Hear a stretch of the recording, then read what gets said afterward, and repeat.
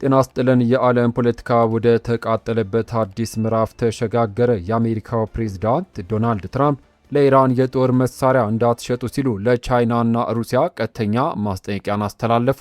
በሌላ በኩል የኢራን ጦር አዛዥ ለእያንዳንዱ የኢራን ዜጋ ሕይወት መጥፋት አንድ የአሜሪካ ወታደር ወደ ሲኦል ይላካል ሲሉ ይፋዊ የጦርነት ሕግ ማውጣታቸው መሰማቱ እንዲሁም አምነስቲ ኢንተርናሽናል ደግሞ የኔታንያሁ መታሰርን ጠየቀ መባሉ ብዙዎችን አስደንግጧል። በዝርዝር መረጃ ወደ እናንተ ይደርሳል።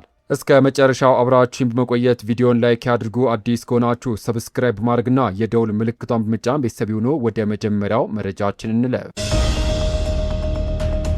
በቅድሚያም የትራምፕ ማስጠንቀቂያ ለቻይና እና ለሩሲያ። የአሜሪካው ፕሬዝዳንት ዶናልድ ትራምፕ ሁለቱም ሀገራት ማለትም ቻይናና ሩሲያ ለኢራን የጦር መሳሪያ ቢሰጡ ለሁለቱም በጣም መጥፎ እንደሚሆን አስጠንቅቋል። ትራምፕ አክለውም ሁለቱ መንግስታት ይህን ላለማድረግ ቃል ገብተዋል ብለው እንደሚያምኑም ገልጸዋል። ፕሬዚዳንቱ በትሩዝ ሶሻል ማህበራዊ መድረካቸው ባሰፈሩ ጽሑፍ የቻይናው ፕሬዚዳንት ዢ ጂንፒንግ በቅርቡ በቤጂንግ ባደረጉት ስብሰባ ቻይና በኩባንያዎቿ አማካኝነትም ቢሆን ለኢራን የጦር መሳሪያ እንደማታቀርብ ወይም እንደማትሸጥ ማረጋገጫ መስጠታቸውን ተናግረዋል። ትራምፕ ሲጽፉ ፕሬዚዳንት ዢ በቅርቡ በቤጂንግ ባደረግነው ስብሰባ ላይ በማንኛውም ሁኔታ ለኢራን እስላማዊ ሪፐብሊክ የጦር መሳሪያ እንደማይሰጡ ወይም እንደማይሸጡ ነግረውኛል እና ያ መግለጫ የቻይና ኩባንያዎችን ያካትታል። ግንኙነታችንን ከግምት ውስጥ በማስገባት በቃሉ እቀበላለሁ ብለዋል።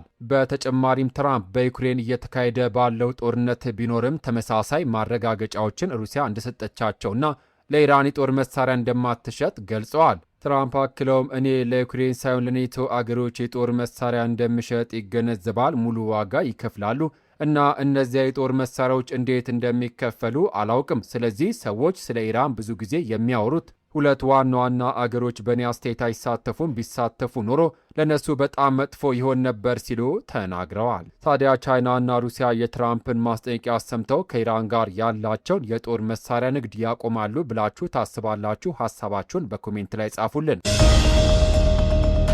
በመቀጠል የአውሮፓ ህብረት በኢራን ዳኞች ላይ ወደ ጣለው አዲስ ማዕቀብ መረጃ እንሻገር። የአውሮፓ ህብረት ማዕቀብ በኢራናውያን ዳኞች ላይ። የአውሮፓ ህብረት ምክር ቤት 5 ኢራናውያን ዳኞች ከከፍተኛ የሰብአዊ መብት ጥሰት ጋር በተያያዘ በማዕቀብ ዝርዝር ውስጥ ማካተቱን አስታውቋል። 5ቱ የኢራን አብዮታዊ ፍርድ ቤት ዳኞች ማዕቀብ የጣለባቸው የፖለቲካ ተቃዋሚዎችና ውስን ተከታይ ያለው ሃይማኖት አባላት ላይ ከባድ ውሳኔ በማስተላለፋቸው ነው። የአውሮፓ ህብረት ምክር ቤት ከተከሳሾቹ መካከል የኖቤል የሰላም ተሸላሚ ናርገስ መሐማዲ እንደምትገኝበት በመግለጽ ዳኞቹ ከብሔራዊ ደህንነት ጋር በተያያዘ ግልጽ ያልሆነ ክስ ማቅረባቸውን ገልጸዋል። የኢራን አብዮታዊ ፍርድ ቤቶች በፖለቲካ ተቃዋሚዎቹ ላይ የሞት የረጅም ጊዜ እስራትና የገንዘብ ቅጣት መጣላቸውም ተመላክቷል። ከዚህም በተጨማሪም የአውሮፓ ህብረት ምክር ቤት ኒማ ሳሌ በተባለ ኢራናዊ የኮምፒውተር ምህንድስና ባለሙያና መረጃ ሰርሳሪ ላይ ማዕቀብ ጥሏል። ይህ ግለሰብ በኢራን የዲጂታል ደህንነት ቡድን ከሀገሪቱ ፖሊስና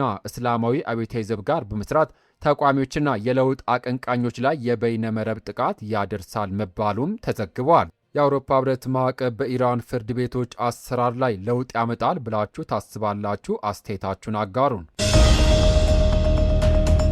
በመቀጠል ደግሞ የኢራን ወታደራዊ አዛዥ ወዳወጣው ህግና አሜሪካን ወደ አስደነገጠው መረጃ አልፋለሁ። የኢራን አዛዥ አዲስ የጦርነት ህግና የአሜሪካ ኢራን ፍልሚያ። ነገሩ በዚህ ብቻ አላበቃም።